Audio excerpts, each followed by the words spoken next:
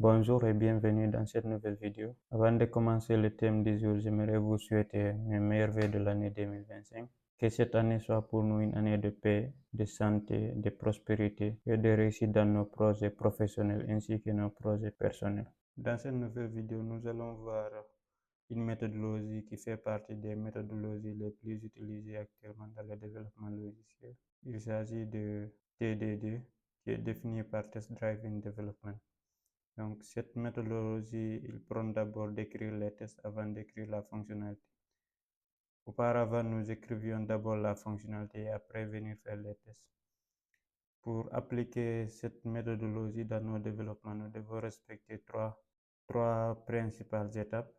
Donc, la première étape d'abord, c'est d'écrire les tests. Donc, avant d'écrire la fonctionnalité, nous allons écrire les tests qui vont échouer forcément au début. Et après, nous allons écrire la fonctionnalité pour qu'il passe le test.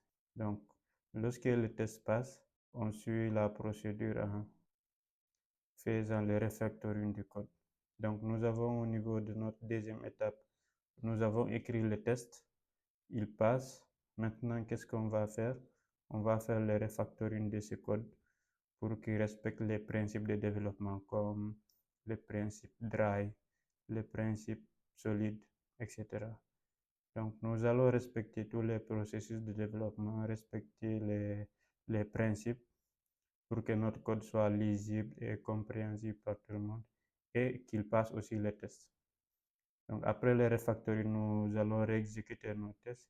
S'il passe au vert, ça veut dire que notre fonctionnalité est bon. Les avantages de cette méthodologie est d'abord d'avoir des spécifications claires. Parce que si on commence avec les tests, là, on sait clairement ce que notre fonctionnalité a besoin comme ressource et qu'est-ce qu'il doit faire. Parce qu'on a déjà écrit nos tests. L'un des avantages aussi, c'est que nous aurons du code de qualité parce que nous allons faire du refactoring en même temps qui passe aussi les tests. Le fast debugging, qui est une des avantages aussi de TDD, c'est que nous allons découvrir les erreurs plus rapidement que si on commençait par écrire d'abord la fonctionnalité. Et enfin, nous avons un autre avantage qui est l'un des plus importants, qui est la collaboration. Donc, nous allons écrire les tests, les partager entre les membres de l'équipe. Donc, chaque membre de l'équipe saura qu'est-ce que cette fonctionnalité doit faire. Et avec ça, il pourra faire du review de code. Ou bien, si c'est lui-même qui doit écrire la fonctionnalité, il écrit la fonctionnalité. Donc, j'ai cité ici 4 avantages, mais il y a plusieurs autres avantages que vous pouvez trouver sur le net. Donc, nous allons passer à un cas pratique pour appliquer les TDD du début jusqu'à la fin. Nous avons ici un projet Mavenvide où nous n'avons rien encore. Donc, avant tout, nous devons ajouter JUnit qui va nous permettre d'effectuer les tests. Et après, on peut commencer à faire le cas pratique. Donc, ici, nous allons faire un test sur une fonction qui permet de faire le calcul factoriel. Donc, pour ça, nous allons créer ici une interface d'abord. Une interface qui s'appelle calcul factoriel. Dans cette interface, nous allons créer ici une méthode qui fait le calcul factoriel. Après, nous allons créer une implémentation, une classe qui va implémenter cette interface. Donc ici, nous avons notre fonction calculateur qui va nous calculer qui va nous faire un calcul factoriel d'un nombre. Donc là, pour le moment, on n'a aucun code écrit pour faire ce traitement. Nous allons commencer par faire les tests avant d'implémenter la fonctionnalité. Donc ici, nous allons créer une classe de test que nous allons appeler calcul factoriel test. Dans cette classe, nous allons créer une variable qui va s'appeler calcul factoriel Nous allons créer un premier test qui va faire le calcul factoriel des zéros. Là, à l'intérieur, nous allons faire appel à notre méthode calcul factoriel.calculator et on lui passe la valeur 0 qui va nous renvoyer le factoriel de 0. Et là, nous allons utiliser les asserts pour faire le test.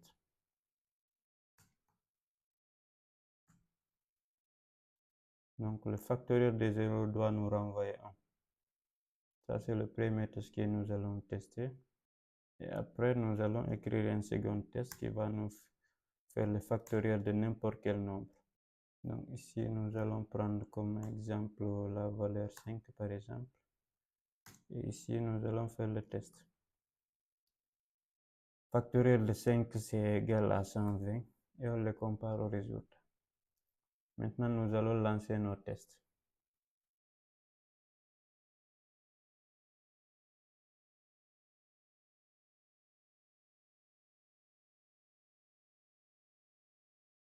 Donc, comme vous voyez, tous nos deux tests échouent car notre fonctionnalité n'est pas encore implémentée. Donc, nous allons aller maintenant à la phase 2 du processus qui est écrire un code minimal pour passer nos tests. Donc ici, nous allons faire juste un if. Si le nombre est égal à 0,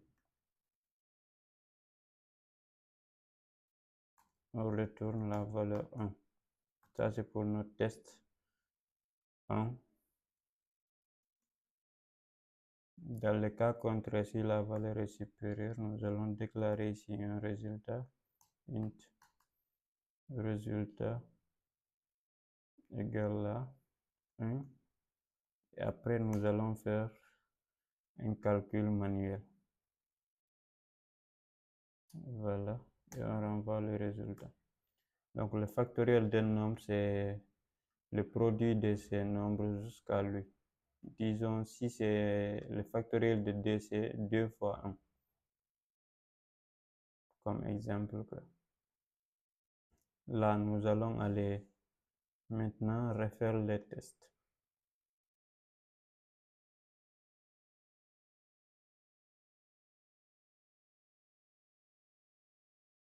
Voilà, comme vous voyez ici, nous avons réussi nos deux tests avec juste notre premier code qui est là. Nous avons réussi à passer les tests. C'est déjà très bien, mais maintenant ce code-là, nous pouvons le factoriser. Nous pouvons faire du refactoring de code ici, car nous avons d'autres manières de faire pour résoudre ce problème facilement sans utiliser par exemple la boucle for. Nous pouvons utiliser les fonctions récursives pour gérer ça.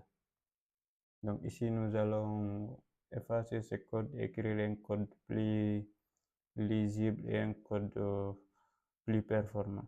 Donc pour cela, nous allons tester ici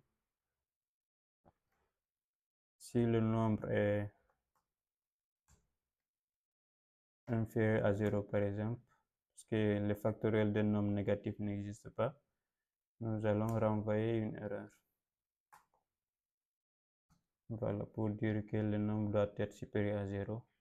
Dans le cas contraire, nous allons utiliser une fonction récursive en mettant un return pour dire si le nombre d'abord est inférieur ou égal à 1, il nous renvoie la valeur 1.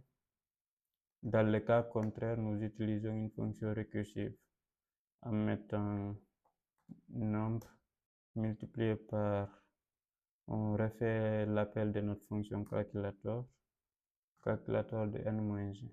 Donc ici, nous avons fait du refactoring de code et maintenant nous allons aller retester notre fonctionnalité pour voir s'il va passer les deux tests qu'on a écrits.